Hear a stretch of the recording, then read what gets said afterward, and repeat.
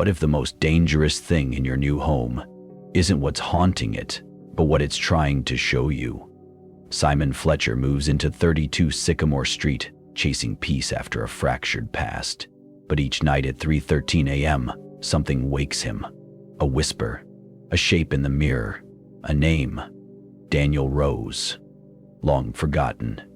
As reality begins to unravel, Simon discovers that the spiral he's trapped in isn't a curse, it's a message. But some truths should never be uncovered, and some houses never let you leave. They said no one lasted more than 30 nights at 32 Sycamore Lane. The house didn't let them. The air was wrong the moment Simon stepped out of the rented Dodge and onto the cracked driveway. It wasn't just the silence, though that too was complete, like someone had pressed mute on the world, but a deeper, unnatural stillness, like even the wind knew better than to linger.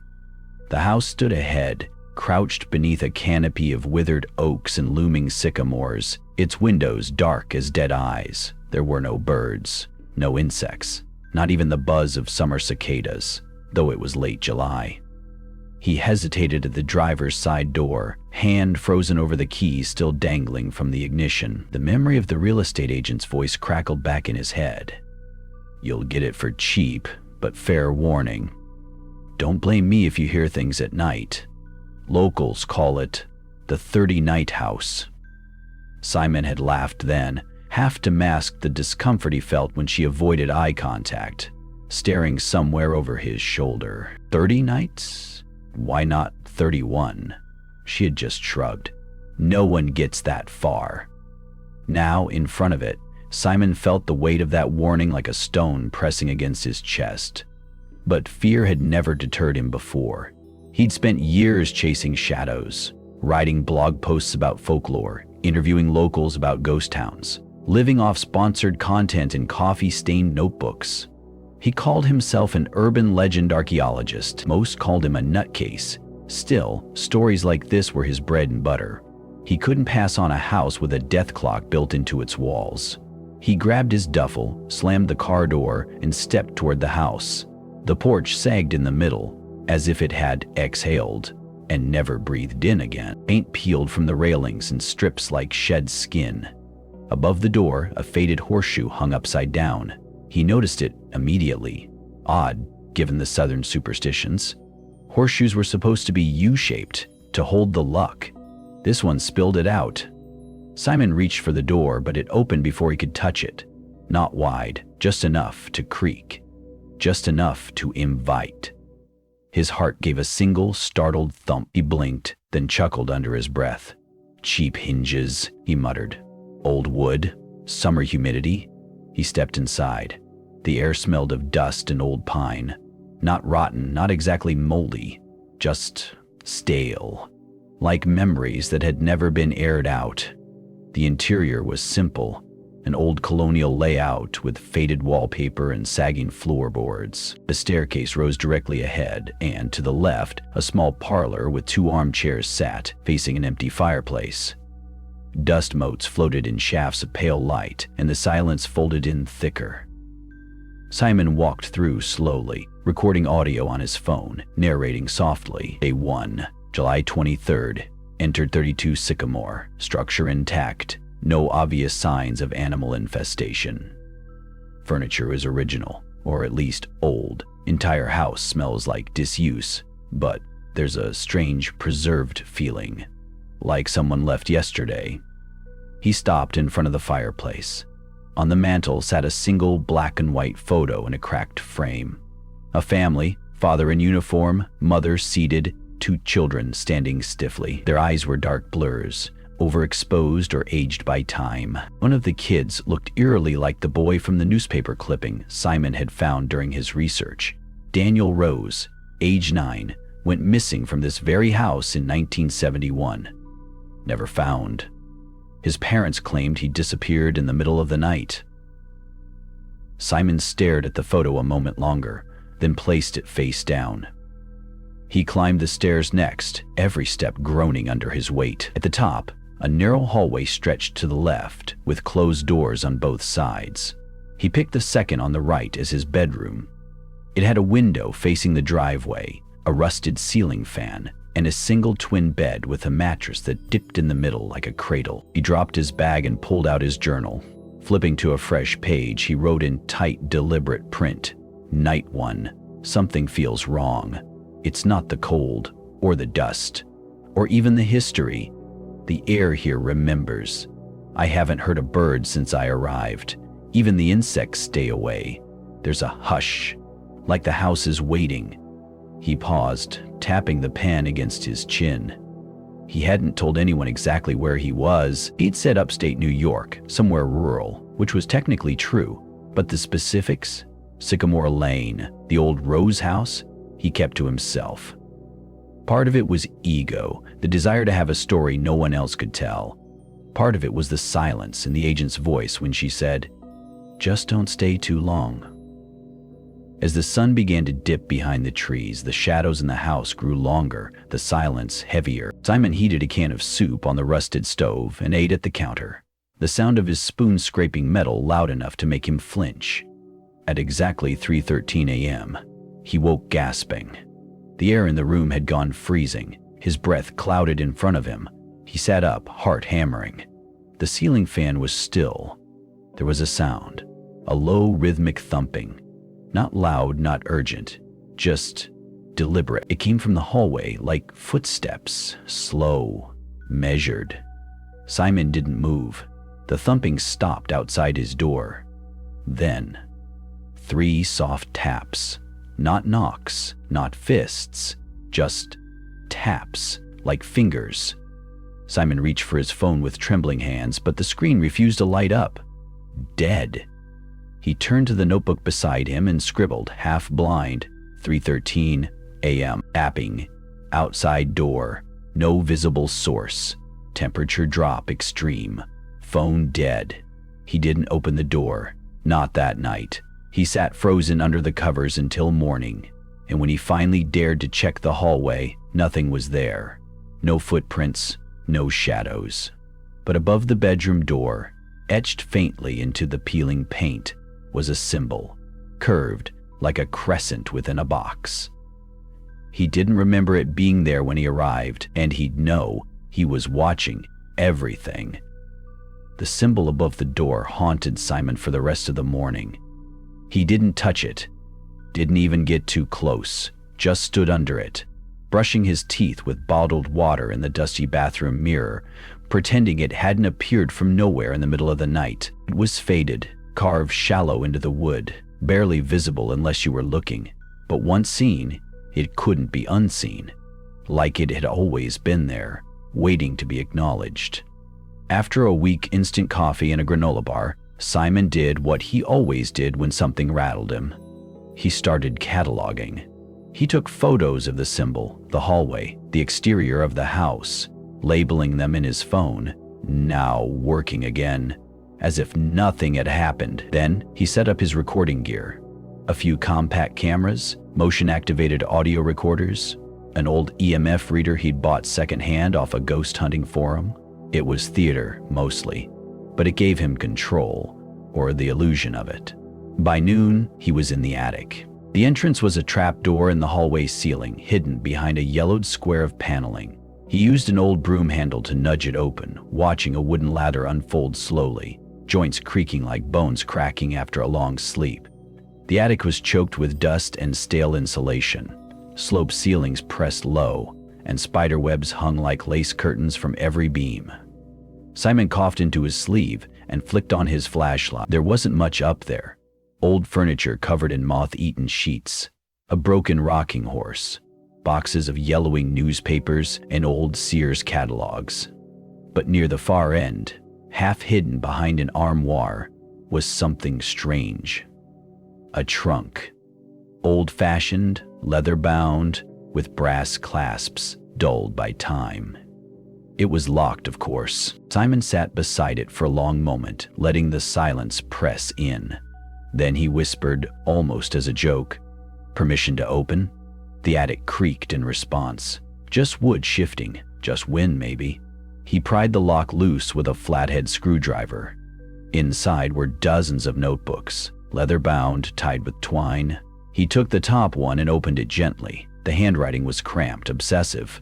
Page after page filled with dates, times, and what looked like transcription, dreams maybe, journal entries.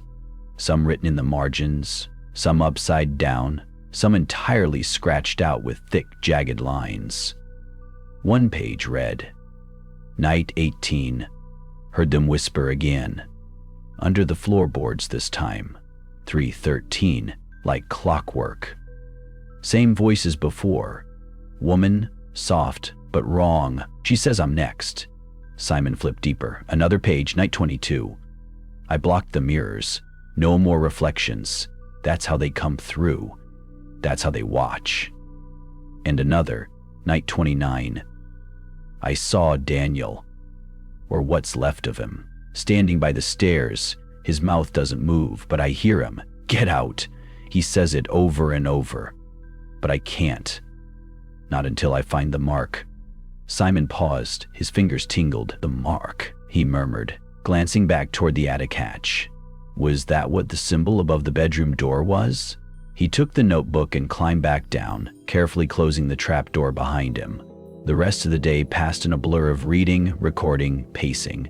Every hour that passed made the house feel heavier, like it was leaning in. At sunset, Simon tried calling his sister, no service.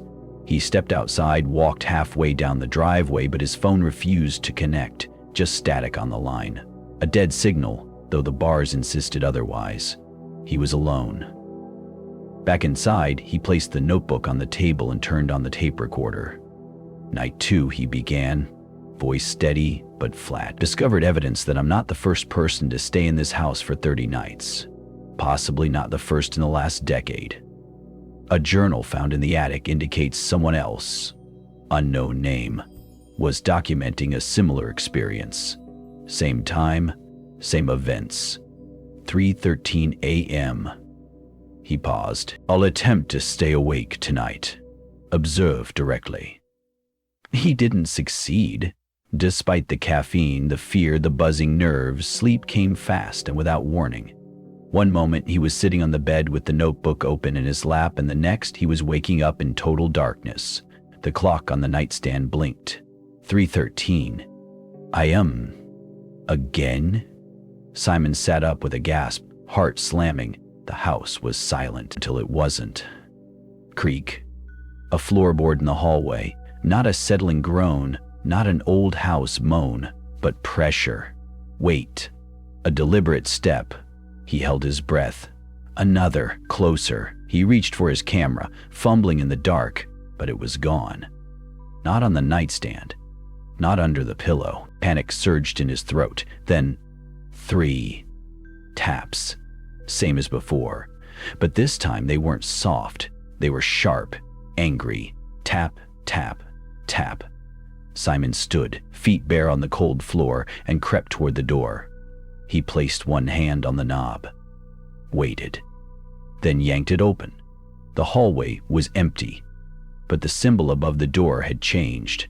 It was still a crescent, but now the box around it had grown darker, like something had been added. Inside the box was a shape.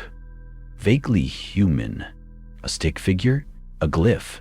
He backed away. That's when he saw it. At the far end of the hallway, near the attic ladder, something moved.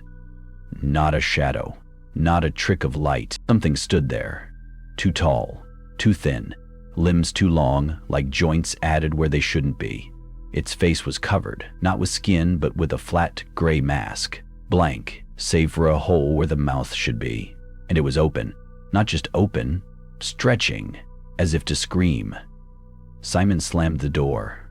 No sound followed, but beneath the door frame something began to leak. A thin trail of dark red. Blood, or worse. At exactly 3:13 a.m., the silence in the house became a presence. It wasn't just the absence of sound. It was a weight, a density that pressed into Simon's chest and wrapped around his spine. He sat motionless on the bed, staring at the door. The red smear beneath it had vanished sometime after dawn, leaving behind a clean floor that mocked his memory. But the panic had settled into his bones, coiled and waiting. The morning came brittle and gray. Light seeped through the dusty curtains like the house was trying to forget the night ever happened. Simon didn't sleep again. He just sat there, the journal open in his lap.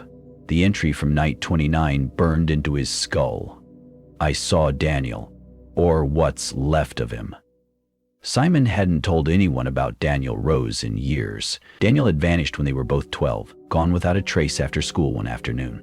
No ransom, no witnesses. One backpack left at the corner of Sycamore and 3rd. It had haunted Simon's hometown, filled every local paper, every church service, every whispered conversation at gas stations and school board meetings.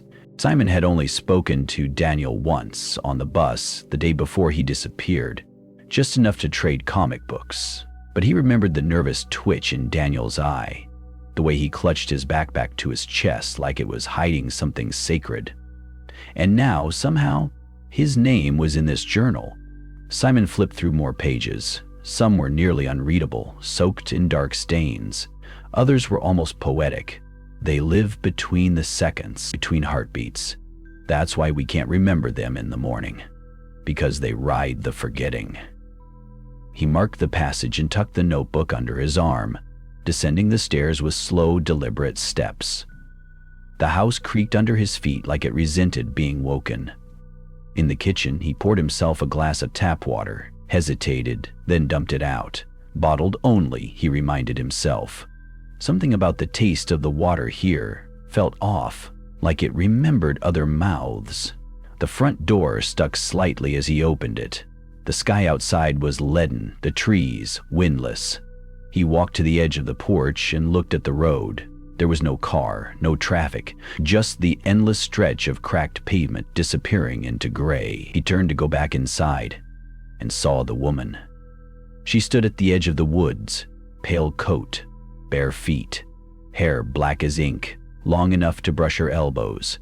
She was still as stone, watching the house. Simon froze. "Hello?" he called, voice cracking. No response. Not a blink, not a twitch. He took a step forward. She turned slowly and walked into the trees, disappeared between the branches like a shadow melting in reverse. Simon's breath caught in his throat. He ran back inside, slammed the door, and locked it. Then he ran to the window by the staircase, peering out toward the woods. She was gone. Back upstairs, he found his EMF reader lying face down near the bed, where it hadn't been the night before. He picked it up. The device flickered, then surged into the red. Spikes, unstable pulses, as if something was passing through the room, not occupying it. He swallowed hard and turned toward the mirror on the far wall. His reflection was there, but something was wrong. It was delayed by a split second. He raised a hand, and the reflection followed just a beat too late. His breath misted the glass, though the room wasn't cold, and for the briefest moment, the figure in the mirror didn't blink when he did. Simon stepped back. "No," he whispered. "Not again!" He grabbed the journal and checked the pages again. More notes about reflections.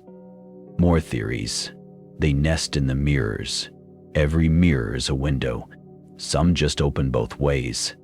He tore an old bedsheet from the closet and draped it over the mirror, his hands shaking. Then something scratched beneath the floor. It wasn't the soft pitter-patter of a rat or the dull creak of the old foundation. It was methodical, rhythmic, like something was dragging claws along the wooden beams beneath his feet. He dropped to his knees, ear to the ground, and he heard it. A voice, soft, guttural, whispering from beneath the floorboards. Simon. His name. Drawn out like a lullaby. He scrambled back, nearly falling, heart galloping in his chest. The whisper stopped the moment he moved, replaced again by silence. The attic, he thought. Or the basement. Had he checked the basement? He hadn't, because the basement door was locked, sealed with 3 rusted bolts and a sign. Simran, do not enter. Simon had assumed it was a storage area, maybe a root cellar. Now he wasn't so sure. He walked downstairs, every step an act of defiance against the pulse in his ears. He found the door near the kitchen, its wood swollen with age. The bolts resisted at first but gave way under pressure. A rusted padlock dangled from the latch. He used his multi-tool to snap it. The door opened with a low moan, revealing blackness below. Stale air rushed out like a breath held too long. He flicked on his flashlight. A narrow stairway spiraled down into the dark. The steps were stone, wet with condensation, leading to a space that shouldn't exist under such a small house. As he descended, his light caught something on the wall. Handprints, small, childlike, pressed in soot or ash, and symbols. More of them, the same crescent and square, repeated in patterns, some with slashes through them, some with circles added. Simon reached the bottom. The basement was larger than he expected, like a forgotten bunker. The walls were lined with shelves, holding jars of cloudy liquid and paper scraps, but it was what stood in the center that stopped his heart. A crib, an old-fashioned iron crib, rusted and stained. Inside it was a bundle of cloth. A doll? He stepped closer. It wasn't a doll. It was a tape recorder, wrapped in stained linen. He pressed play. The voice that crackled through the speaker wasn't human. It spoke a language he couldn't understand, guttural, echoing like stones grinding underwater. Then layered beneath it was a faint voice in English. A child's voice, whispering, "Don't look in the mirror tonight. Don't follow the woman in the trees. If he knocks, don't answer." Then static, then silence.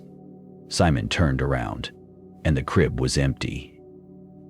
The recorder was gone, and somewhere upstairs, the sound of a mirror shattering echoed through the house. The sound of shattering glass clung to the air like smoke, sharp and metallic.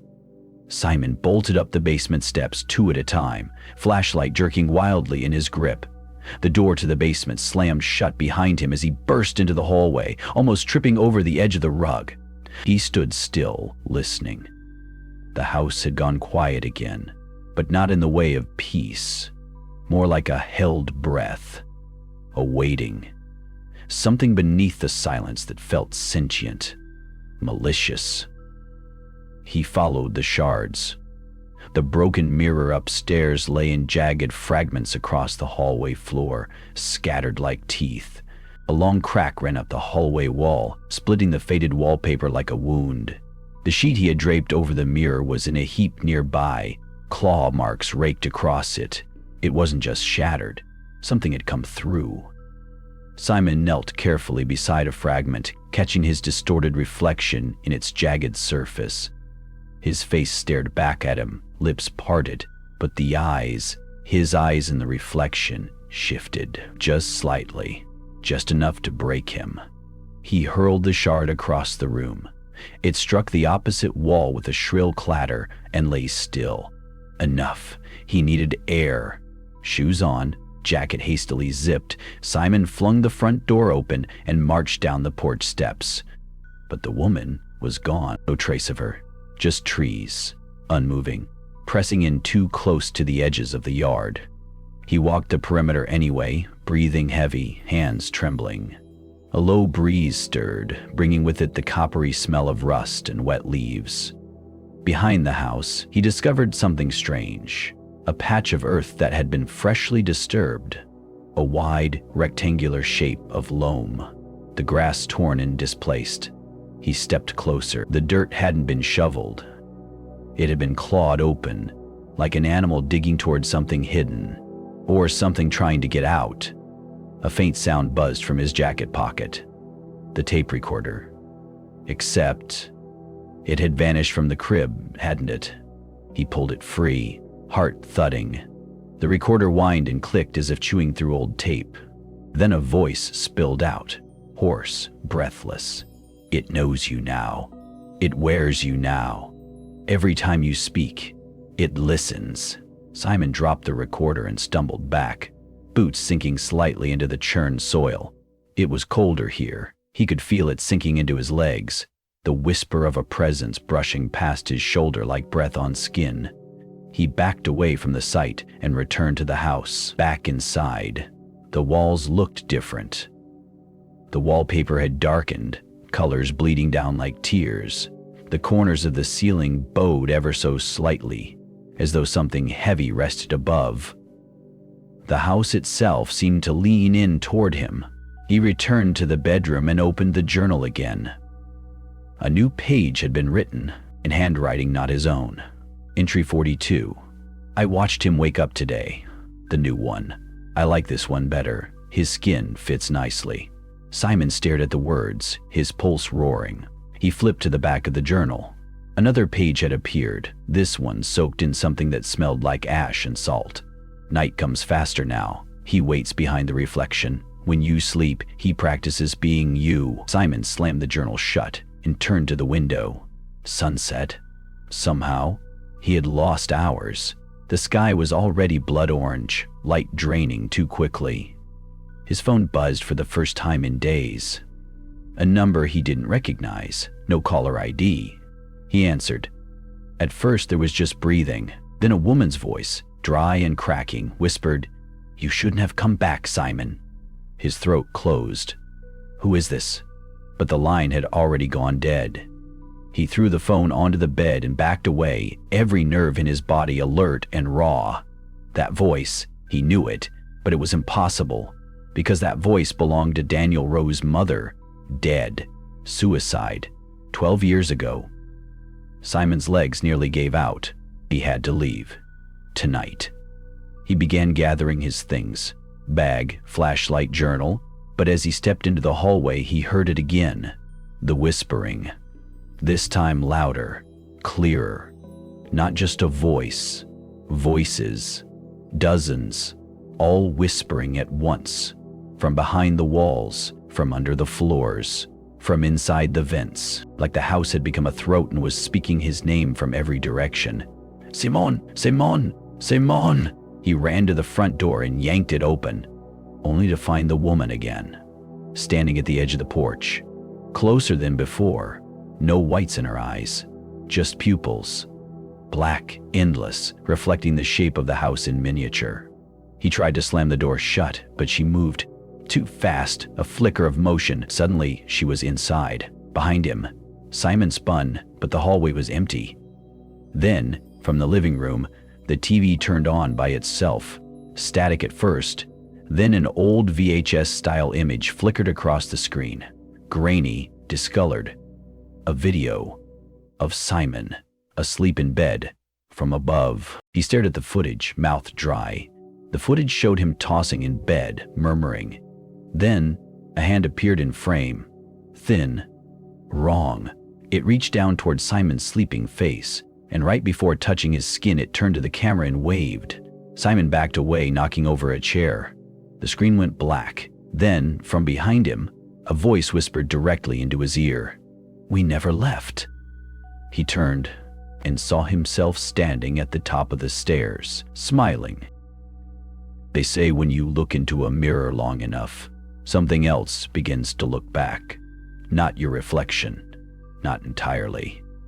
Something learning how to wear your skin. Simon had stopped sleeping.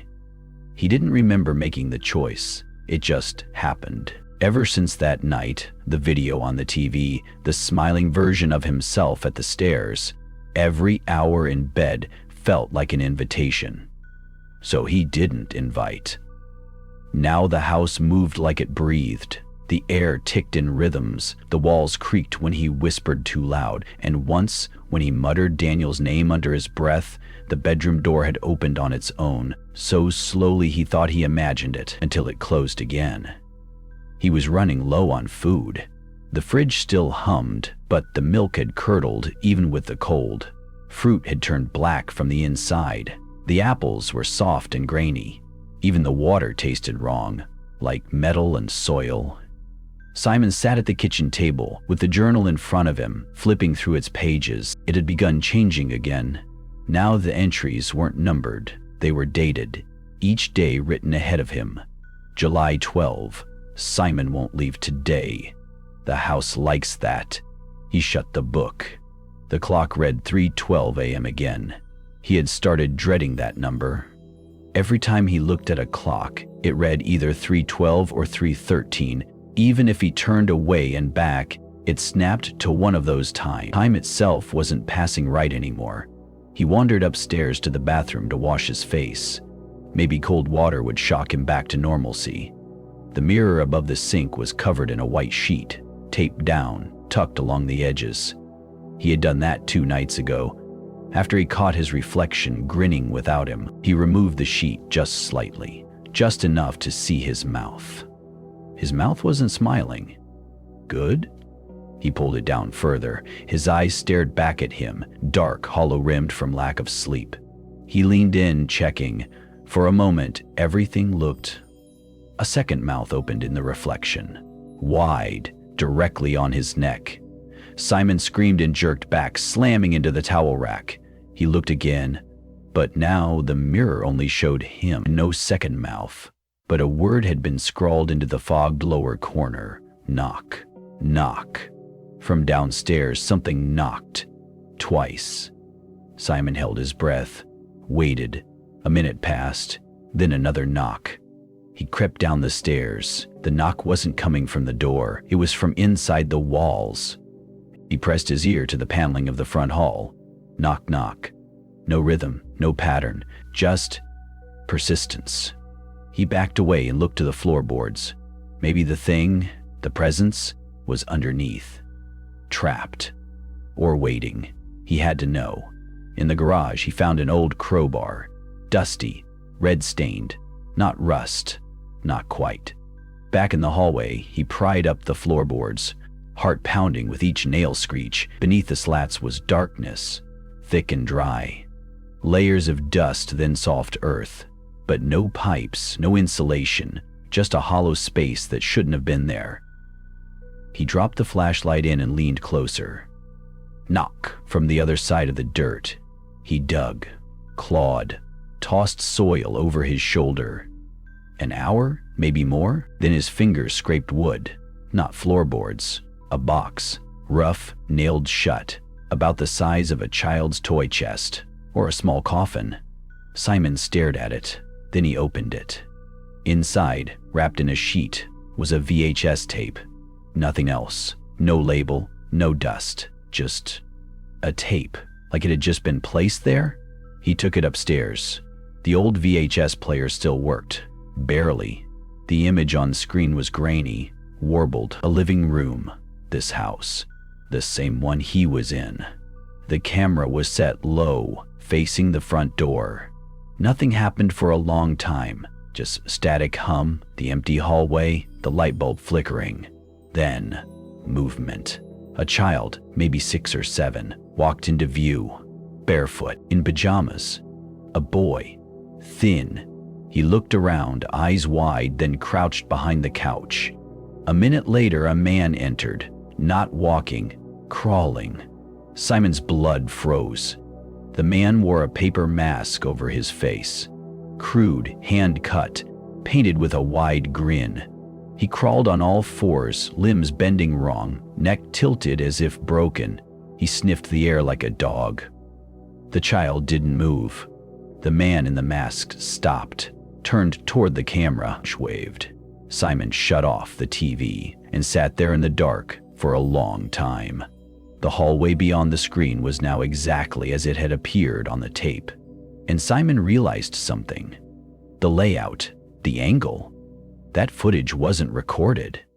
It was live. The boy had just hidden behind his couch. Simon turned, slowly, but there was nothing there. Only the sound of breathing, right behind his ear. Simon didn't turn around. He couldn't. His body was frozen, every muscle locked in an ancient reflex, fear so deep it felt cellular.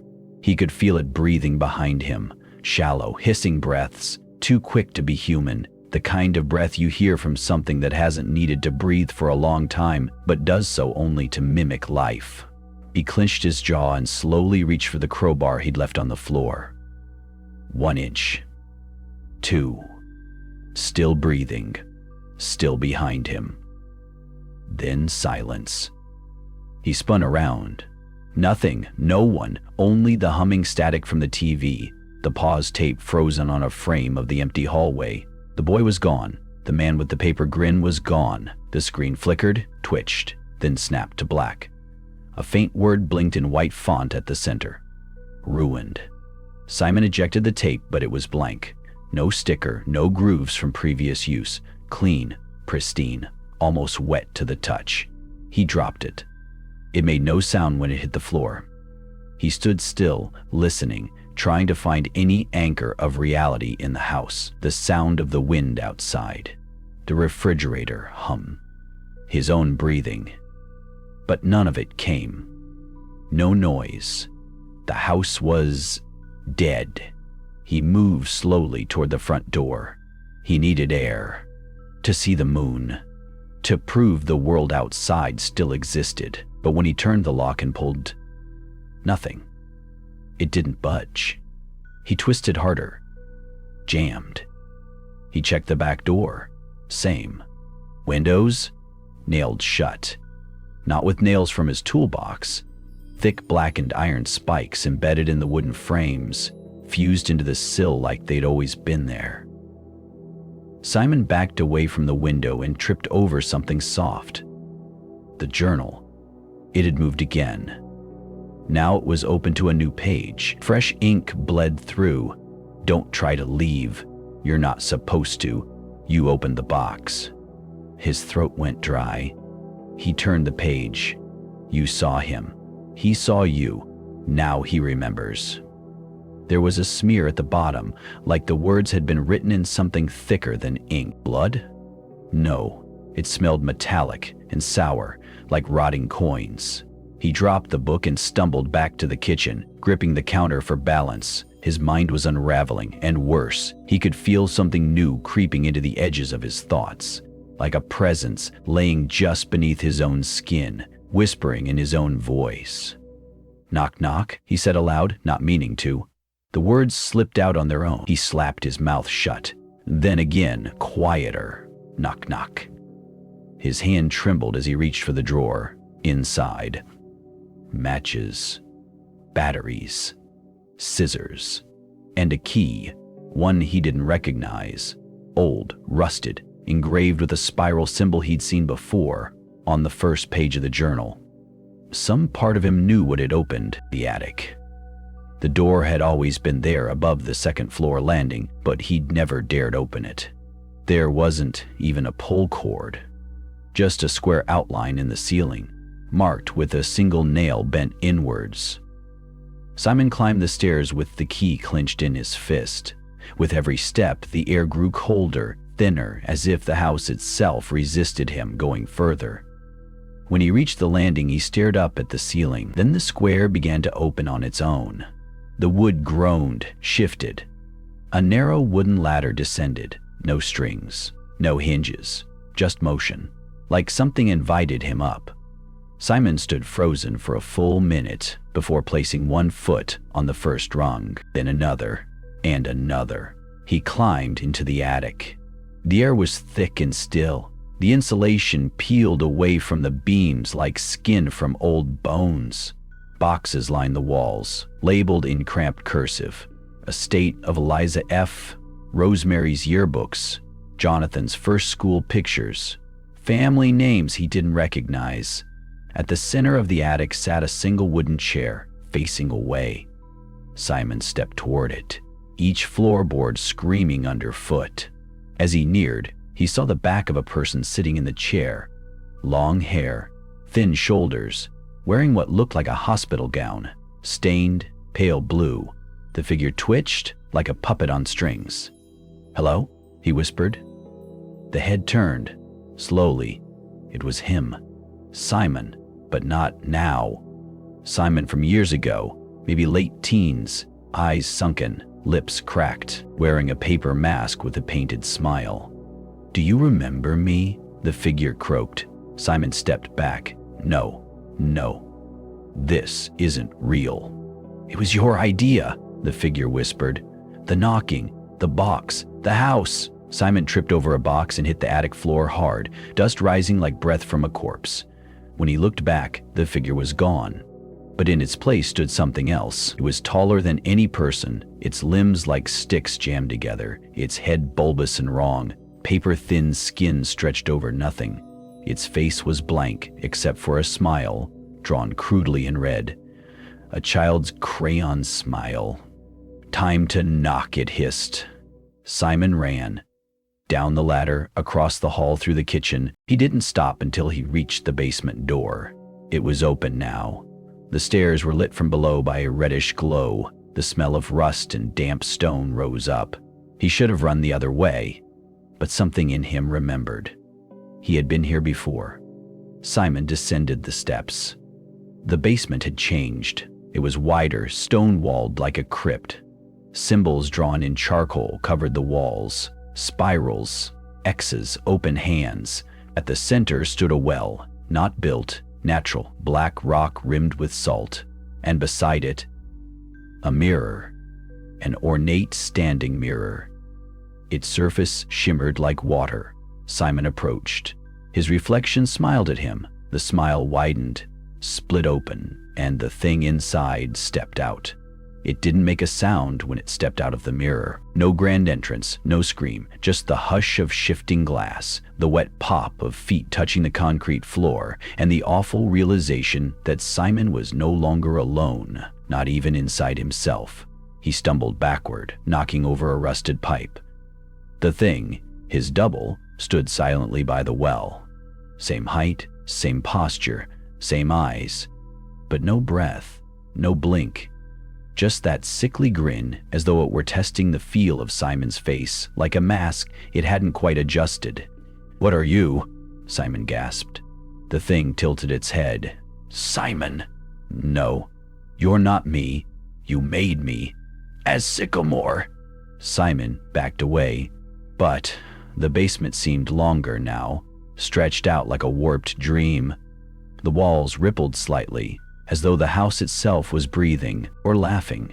He turned and bolted up the stairs, but halfway his legs locked. Paralysis, like someone had pulled the strings taut. A hand touched his shoulder, cold and dry like pressed flowers. "Don't go," the voice whispered, but it was inside him, behind his ears, behind his thoughts. He forced his body to move, shaking loose like a fish from a hook, and hurled himself out of the basement.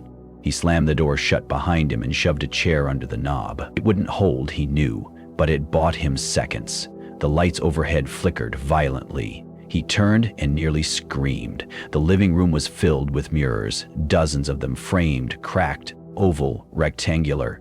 None of them had been there before, and in each one, the reflection wasn't his. They showed versions of him. Some younger, some older, some smiling, some with faces wrapped in cloth, one bleeding from the eyes. They weren't just images, they were watching. He ran to the front door again, still sealed, still deadbolted from the outside. He grabbed the crowbar and smashed the nearest mirror. Glass rained across the floor, but the reflection remained, floating in empty space, grinning. "No escape," it mouthed. Simon screamed and ran upstairs, retreating to the only place he hadn't yet searched, the master bedroom. He slammed the door shut and locked it, his chest heaving. He needed space. Silence. Clarity. The room was dark, just the faint moonlight from between curtains. A large wardrobe stood in the corner, slightly ajar. He didn't dare open it.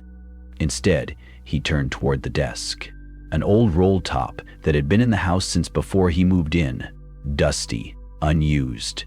But now it was clean, polished. On top lay a single cassette tape. Yellowed label. No writing. Just a spiral drawn in thick black marker.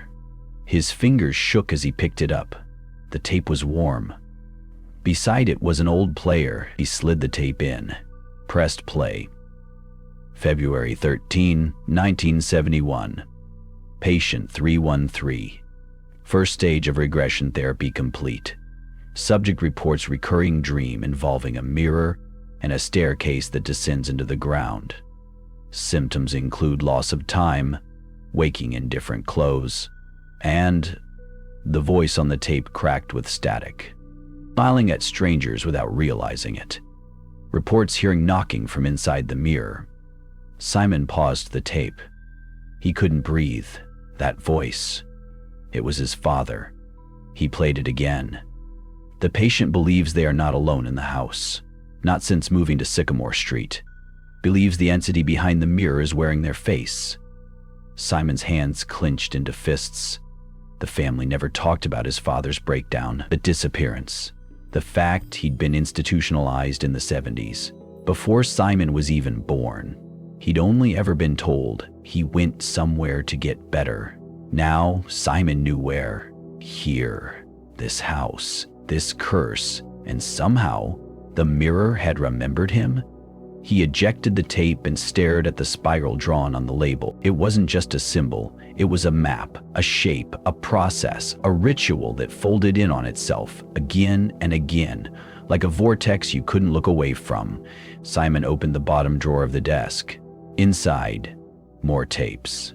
Dozens, some labeled, others not. Names: Eliza, Thomas, 311, 312, 314. He was 313. His hands trembled as he picked up a second tape. This one labeled Closure Protocol. As he turned it over, he noticed something else, etched into the wood beneath the tapes. Not with ink, with fingernails. You can leave, but only if someone takes your place. A creak behind him, he spun. The wardrobe door was now fully open. Inside stood a boy, pale, silent, wearing Simon's childhood pajamas. The boy raised one finger to his lips. Shh. Then he turned and stepped into the back of the wardrobe and vanished into the darkness beyond. Simon stared at the space. Not empty. It pulsed faintly, like a heart. He stepped forward, put one hand on the inside panel. Cool, solid. Then the wood shifted. No longer flat, it had depth. And in that depth, Simon saw something impossible. The well, the mirror, the figure from the basement, all inside the wardrobe. Reflections in reverse, doors within doors. And as he leaned closer, he saw something else. A woman, face blurred, hair dripping, standing in a bathroom, reaching for his mirror, his real one, back at the apartment. Simon's breath caught in his throat as the image inside the wardrobe shifted. The woman on the other side, standing in a bathroom that wasn't his, reached up and touched the mirror above her sink. Steam clung to the glass. Her features remained obscured, blurred, as though the mirror resisted revealing her full face, but her presence radiated familiarity. It was the shape of her jawline, the way she brushed her hair behind her ear, like a memory trying to claw its way back from the dark. Simon leaned closer. She seemed to hesitate, as though sensing him. Then, with her other hand, she traced a spiral into the condensation. Clockwise. Once, twice, 3 times. His heart pounded. She knew. She knew the symbol. She was trying to... The wardrobe door slammed shut behind him. The sound was deafening. Simon jerked back. His foot caught the edge of the desk, and he fell, gasping. The mirror on the wall behind him flickered, and in it, he saw not the room, but the well. The same stone circle, same rope dangling, same darkness. Only now someone was standing beside it. Not the doppelganger, not the boy. It was the woman. Fully visible, eyes open, she looked directly into the mirror, into him. Then her mouth moved. No sound, but the words were unmistakable. You left me. Simon stumbled to his feet. No, I don't know who you are. The mirror didn't care. The image shifted again. Now, flames, a bedroom burning, screams outside, someone banging on a door. The sound returned, distorted like a broken tape, moved in and never asked why. Mirror remembers, mirror remembers, mirror remembers. He ripped the sheet off the mirror, but nothing changed. The visions kept playing, like a projector had been sewn into the glass itself. The woman again, this time younger, standing in a hallway, holding a spiral-drawn notebook, crying. Behind her, the house burned. It wasn't Sycamore Street anymore. It was his old home. Before the adoption, before the name change. His hands shook as memories slammed into him, raw and jagged.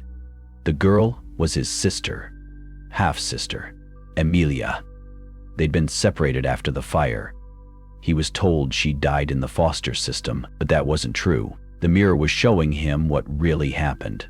Amelia had returned to the house later, maybe looking for him, maybe searching for answers. But something else had found her first. The spiral, the curse, the mirror. And now, somehow, it had bound them together again. Simon fell to his knees, everything inside him twisted with guilt. He should have remembered. He should have gone back. He should have saved her. A knock, sharp, from behind a mirror. He stood slowly. The glass trembled, cracks spiderwebbed across it, then drew themselves back together. The surface rippled like water. A hand pressed through the other side. Pale, wet, fingers splayed like roots. Simon froze. Then, slowly, the mirror gave way entirely, like a curtain pulled back, and Amelia stepped through. Her face was half human, half smoke, one eye normal, the other a void swirling with spirals. Her skin shifted between the years, 9 years old, 15, adult, then back again, but it was her. "Simon," she said, her voice layered, like several versions speaking in harmony, some calm, some pleading. One whispering things he couldn't understand. I thought you were dead," he choked out. "I was," she replied. "But mirrors, don't forget the ones who pass through." He took a step forward, then another. Amelia didn't flinch. Instead, she reached into her coat and pulled out something wrapped in plastic. An old photograph, creased and scorched. Their family. Before the fire. Before the spiral. "Why are you showing me this?" he asked. "Because you never looked back." She moved to the side. Behind her was not the room he stood in, but the inside of the mirror. A corridor lined with thousands of other mirrors. And behind each one, a version of him. All staring. All waiting. "You were the last," Amelia whispered. "The final candidate. The house has chosen." Simon tried to speak, but his voice caught in his throat. "The only way to break the spiral," she continued, "is to choose someone else." "What?" "Someone else has to walk in willingly. Someone who lives here now. But I'm the only one." Amelia's eyes flicked to the window. Simon turned, and his stomach dropped. Outside, headlights pulled into the driveway. A car. A woman stepped out. Not Amelia. Someone real. Someone present. Simon recognized her instantly. It was his landlord. The one who'd insisted he move in early. The one who never asked why he didn't sign a lease. She walked up to the front door, holding a box in her arms, probably another set of keys, or a notice. She was humming. Something low, circular, a melody without end. "She's part of it," Amelia said behind him. "She always was. Like the others. Like the one who brought me here." Simon turned. "But I don't understand. Why me?"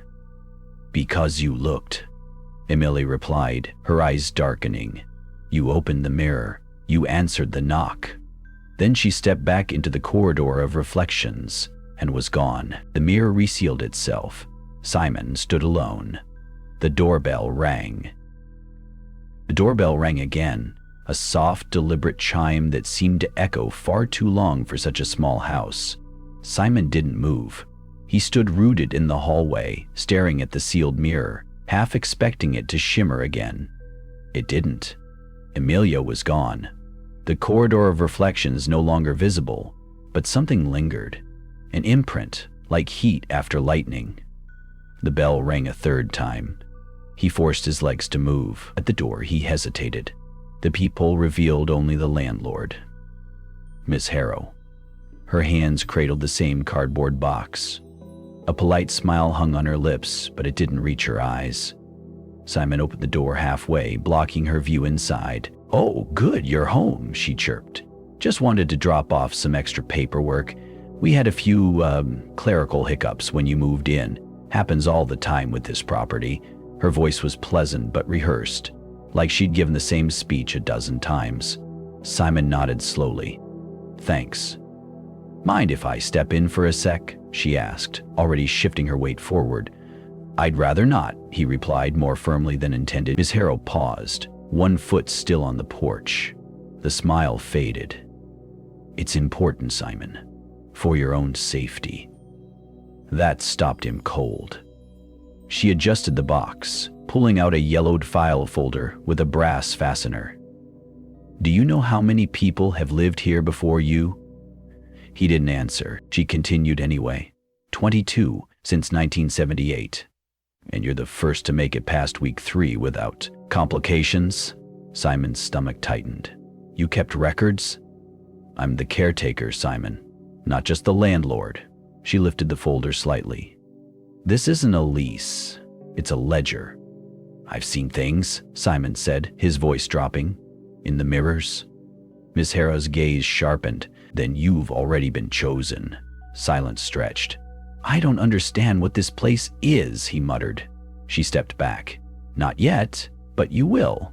Then she handed him the folder and walked down the steps, humming that same melody, endless, circular. He didn't call after her. The file smelled of mildew and old ash. Simon opened it on the kitchen table, brushing away dust that hadn't come from his own house. Inside were photographs, black and white, grainy, of tenants standing in front of the house. Each had a date. Some were scratched out, others were underlined, and next to every name a note, missing, within, mirror. At the bottom, a Polaroid dated 2003. A teenage girl stood on the porch, holding a spiral-drawn notebook. Her name was scrawled in red ink. Amelia Fletcher. Simon's heart dropped. He had lived here. He flipped to the next page. A hand-drawn floor plan of the house, except not the one he recognized. There were extra rooms, hidden spaces, hallways that shouldn't exist. In the attic, a symbol etched in ink, the spiral. Next to it, "Don't open unless already opened," whatever that meant. He grabbed the flashlight and headed for the attic. The wooden ladder groaned beneath him. The hatch above creaked open with a reluctant sigh. Dust swirled in the beam of his flashlight as he entered the cramped, angular space. Boxes lay forgotten in the corners. Cobwebs like skeletal curtains hung low. But the spiral was real, burned into the floorboards at the attic's center. 5 feet across, perfectly symmetrical. He knelt beside it. There was no trapdoor, no latch. But the wood around the spiral was soft, as though it had been scorched, resealed, scorched again. A ritual repeated over decades. He reached out. The second his fingers grazed the outer ring, the air in the attic shifted. Temperature dropped. Shadows grew teeth. From the spiral came a faint hum, not mechanical, not electrical, organic, like breath, held for centuries, now exhaled. A crack split the center of the symbol. The floor gave way. Beneath it, stairs, descending into darkness where no basement had ever existed. He hesitated, then stepped down. The descent was endless. The stairs wound tight, wooden and damp. With every step, the walls seemed to close in, the air thickening like syrup. He began to hear things. A knock, then another.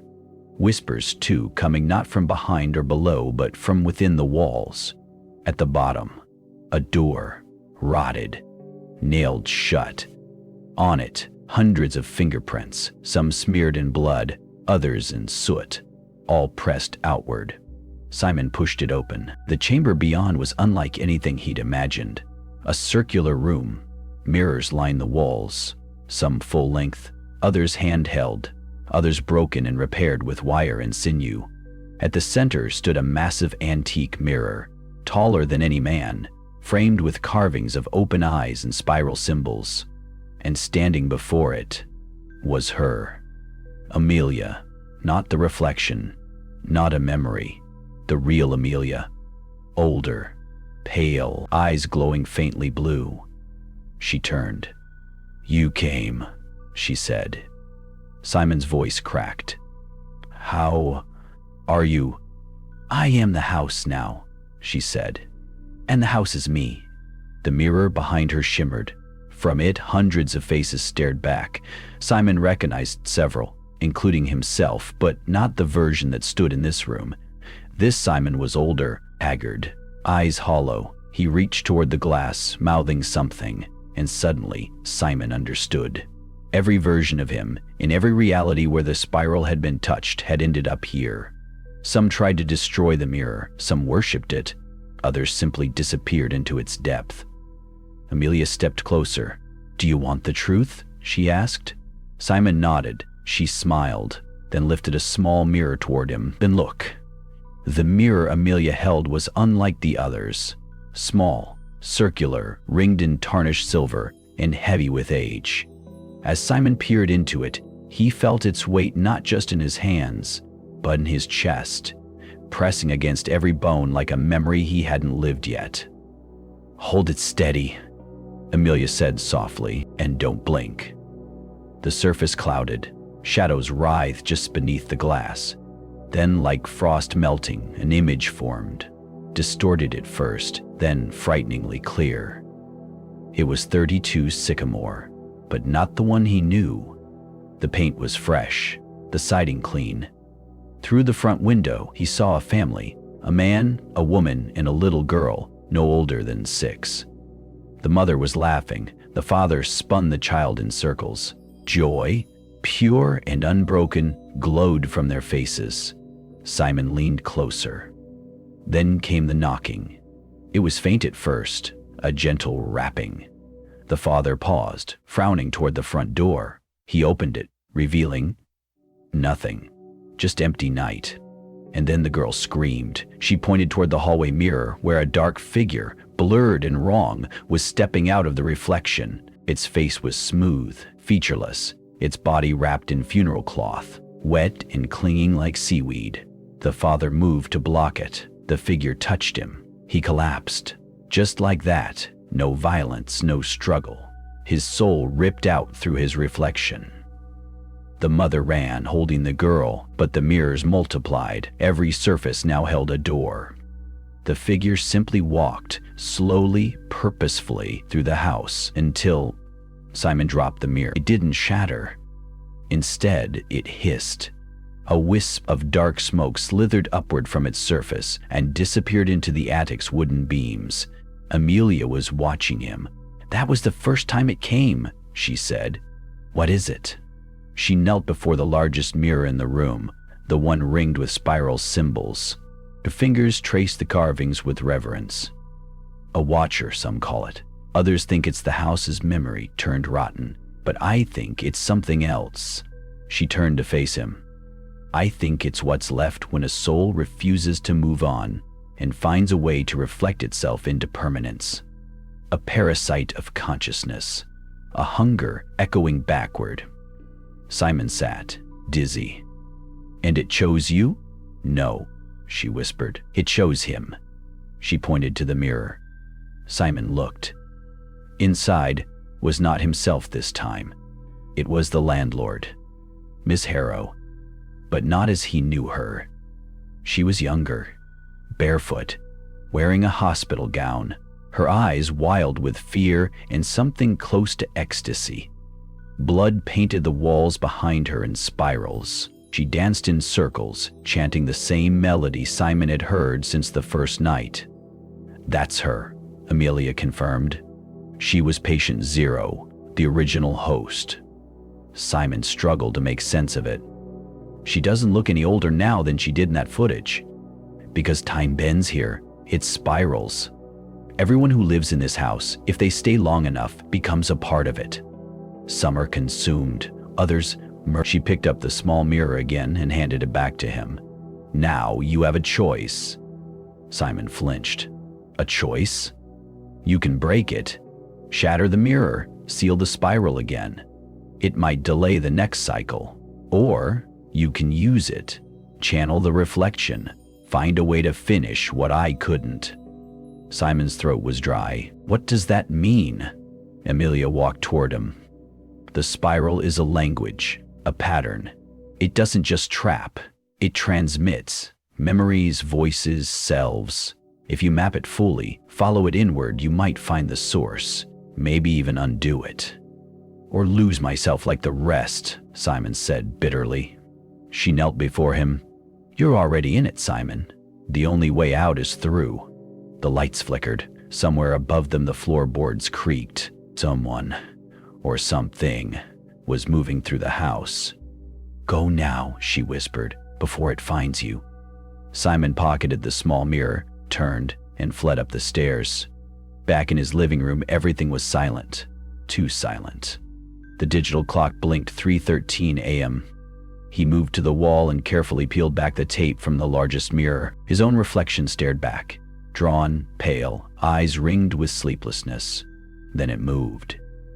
Only a second off, not enough for most to notice, but Simon did. He stepped back.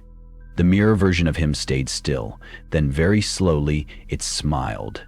That same smile he'd seen on the face of the faceless man.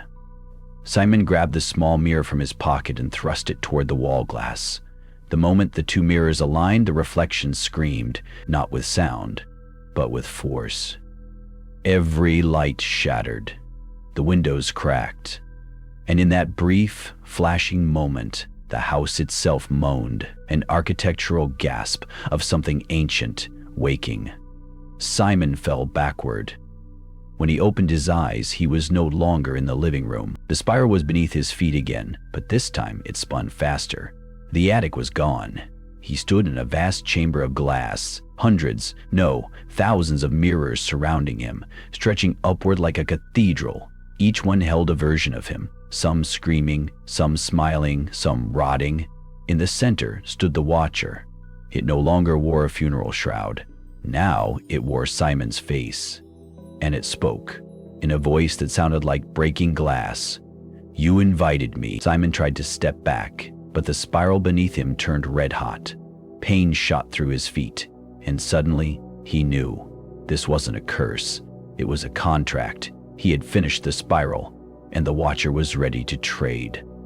The creature raised its hand. The mirrors behind it began to collapse inward. One by one, the other Simons disappeared. Simon turned. The last mirror left standing showed his living room. His body slumped on the couch, eyes open, unblinking. Then the image shimmered, and a hand reached out from inside the mirror. You don't know the weight of silence until it breathes in your ear. Simon stood motionless in the cathedral of mirrors. No footsteps echoed, yet he felt every vibration ripple beneath his skin as if the very architecture inhaled around him. A spiral marked the floor below, not painted but etched, like bone exposed beneath the flesh of reality. Every mirror around him shimmered faintly, containing fractured moments from lives that had once been his, or were meant to be. Each reflection played in a slight delay, as though time itself struggled to synchronize with him. The Watcher no longer stood across the chamber. It was gone. No warning, no flicker of movement, just gone. Simon took a cautious step forward. The air felt dense, gelatinous, like moving through water. His boots made no sound. The silence pressed in, thick and trembling. He approached one mirror, its surface fogging as he neared. In it, he saw himself as a child, standing before a birthday cake ablaze with candles. His mother was behind him, smiling, whispering something. He couldn't hear the words, but he could feel them. Ignore the mirror in the hallway, sweetie. The candles melted faster than fire could allow. Wax pooled like flesh on the floor. His child self turned toward him, and the smile curdled into something empty-eyed. The image cracked with a hiss and went black. Simon stumbled back. He turned, and another mirror called to him, this time a hospital bed. His body lay there, hooked to machines. A priest hovered beside him. A woman cried in the corner, clutching a child's blanket. The screen beside the bed flatlined. Simon's reflection in that world opened his eyes after the heart had stopped, and smiled. It wasn't a hallucination. It wasn't metaphor. Each mirror held a truth, a thread in the spiral. He was walking through the eye of some ancient, sentient storm, one that fed on potential, identity, choice. He looked up. A long staircase had appeared at the end of the cathedral, winding like a corkscrew through midair, its origin impossible to track, its top lost in black. A whisper stirred behind him, not from a mouth, from every mirror at once. Finish the spiral. The words weren't threatening, they were desperate. Simon moved toward the staircase. As he placed his foot on the first step, the cathedral began to dissolve behind him. Mirrors shattered in silence, not violently, but like paper burning in reverse, shrinking, folding into themselves. Each step forward closed a door. There was no going back. Halfway up the staircase, a door appeared to his right, wooden, charred, hanging ajar. A hallway stretched beyond it, familiar in the way dreams sometimes echo reality. 32 Sycamore. The original 32 Sycamore. Not the broken-down house he'd rented. This was the version before time decayed it. He stepped through. Every light was on, the floor gleamed. Fresh cookies cooled on the kitchen counter. A child's drawing was taped to the fridge, a crude spiral drawn in bright green crayon, signed, Amelia, age 5. Simon moved forward.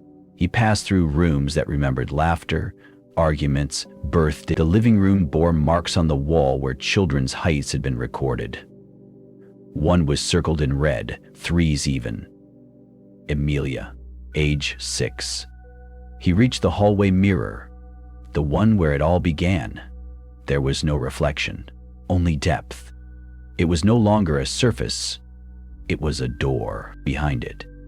A room with no walls, a void flickering with moments from every life that had touched this house. The spiral glowed in the center of the void, suspended, rotating slowly like a galaxy. Simon stepped through, and she was waiting. Not Amelia, not the Watcher, but Miss Harrow. She was ageless, eyes too calm for someone whose mind should have collapsed long ago. Her fingers glowed with black ink, spiral tattoos that writhed like worms across her knuckles. "You made it," she said. Simon clenched his fists. "What is this? What are you?" She approached, and with a gentleness that mocked the horror around them, she said, "I am what happens when grief finds a mirror it refuses to leave." She gestured to the spiral in the void. "Do you know what this is?" "A curse," Simon replied. She shook her head. "A pattern, one that began long before me, long before this house. It is a wound in reality, a way for consciousness to split and survive after death. This house was simply the first structure to listen. I only helped it remember. You killed those people. You destroyed families. No, they chose to stay because the spiral offers a truth no other world dares to promise. Continuity, memory without decay, life without time." Simon felt it now, a humming behind his eyes. The spiral was whispering. It wanted him. "And what happens if I step into it?" he asked. "You don't step into it," Harrow said. "You finish it. Only someone unbroken, someone who survived all its mirrors without shattering, can draw the final curve." She held out a piece of chalk. He took it. The spiral hung before him, unfinished. Just one final line, one last arc. His hand trembled. He looked behind. No door, no mirrors. Only Harrow, watching with the hunger of a priest awaiting a prophecy's final word. Simon raised the chalk, but as he moved to draw, a voice echoed from within the spiral. Familiar, cracked. "Don't." It was Amelia. Not the version he'd met, but a child's voice. Afraid. Alone. The spiral pulsed. Harrow's face twisted in rage. "Ignore it. It's noise, echoes meant to distract." But Simon knew that voice. It wasn't an echo. It was the last uncorrupted thread. The spiral wasn't a gift. It was a trap. Simon dropped the chalk, and the void screamed. Every mirror shattered in silence. Every reflection began to bleed. Harrow lunged for him, but the spiral turned red. It was collapsing, consuming itself. Simon closed his eyes and jumped. There was no impact. Simon expected pain. Bone-shattering, soul-tearing pain. but all he felt was weightlessness. He floated through a void not of darkness, but of absence, where even thought struggled to take shape. Shapes of memory passed him. A crayon spiral on fridge paper, a woman crying in a corner, the child in the mirror with hollow eyes. The spiral had collapsed, but it had not released him. He was inside the last echo, the half-girl built on the unspoken. What if you didn't finish the spiral? What if you refused to forget? Then something snapped. The world around him reshaped in a violent jolt. Gravity returned. Air rushed into lungs he hadn't realized were empty. Simon fell, hard, onto wet grass. The smell of rain hit him like an old memory. Crickets chirped in the distance. Wind brushed against his face. He was in the backyard, 32 Sycamore's backyard. But it was no longer night. The sky was blue, gray with morning fog. The house looked untouched, its white paint fresh, its windows whole. Birds danced above the chimney. He blinked. The spiral was gone from his palm. No mark, no ink, just skin. He stumbled to his feet and stared at the house. A woman opened the back door, startled at the sight of him. "Can I help you?" she asked. Simon stared. She had dark hair, freckles, tired eyes. She was normal. "This is your house?" he asked cautiously. The woman nodded slowly. "I bought it 3 months ago." "Sorry, are you lost?" Simon looked again. The house had changed. The porch swing was new. The mirror inside the hall, not there anymore. "I used to live here," he said softly, though it wasn't quite true. "I'm sorry," she replied, kindly but wary. "Are you okay?" He nodded. "Yeah, I think so." He turned to leave. As he walked through the neighborhood, everything looked washed clean. No spiral in the sidewalk, no missing posters, no whispers in the wind. But something still pulsed beneath the quiet. He stopped at a convenience store, grabbing coffee with trembling hands. The clerk, a young guy with a bleached buzz cut, gave him a second glance. "You look like you've seen a ghost, man." Simon smirked. "Something like that." The clerk paused. "You been to Sycamore?" Simon froze. "Yeah." The guy leaned closer. "Weird shit on that street, huh?" Simon narrowed his eyes. "You know about it?" The kid laughed awkwardly. "Nah, man, just saying. Old people around here say that place used to be cursed or something. My uncle said it used to show up in people's dreams, like it didn't belong on any map." Simon stared at him. "Does it now?" "Sure," the clerk said. "Google Maps and everything. Guess someone fixed it." Fixed it. Simon stepped outside. He wasn't sure if the spiral was truly broken or simply waiting. Maybe by refusing to complete it, he'd corrupted the pattern, created a ripple of memory that unraveled the loop. Or maybe the loop had just reset.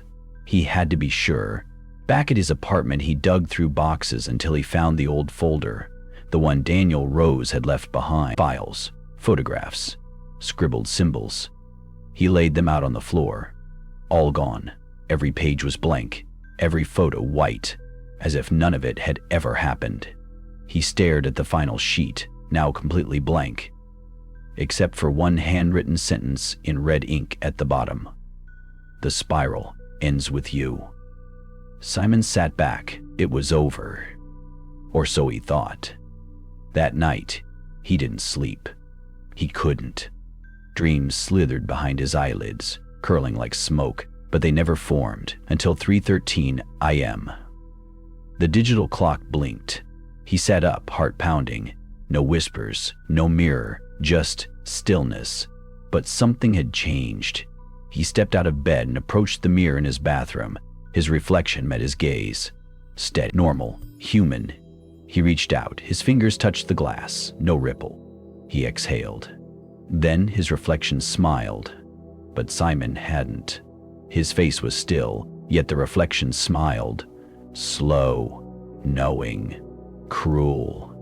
Then it lifted one hand and drew the spiral on the glass, backward, in steam. Simon stumbled back. The mirror began to fog, not from steam but from breath, from the other side. The lights in the apartment flickered. Somewhere beneath him, deep below the floorboards, he felt it again. The humming. The spiral wasn't a curse. It was a seed, and he had just planted it. The mirror cracked, and from the darkness behind it, something knocked. Thank you for walking the spiral with me. The Sycamore Curse was never just a horror story. It was a reflection on how memory shapes us, how the echoes of the past creep beneath floorboards and behind mirrors, and how sometimes the scariest thing we can face is a truth we once tried to forget. If you made it this far, I truly appreciate your time, your curiosity, and your courage. To those who listen in the dark, who search for patterns in the static, and who dare to follow the spiral, thank you. You kept the story alive. If it haunted you, good. That means it found a place to rest. If it lingered, even better. That means it still has work to do. And if someday you hear something tapping from behind a mirror at 3:13 a.m., don't finish the spiral. Break it. Until next time, stay curious, stay safe, and don't look too long into the glass.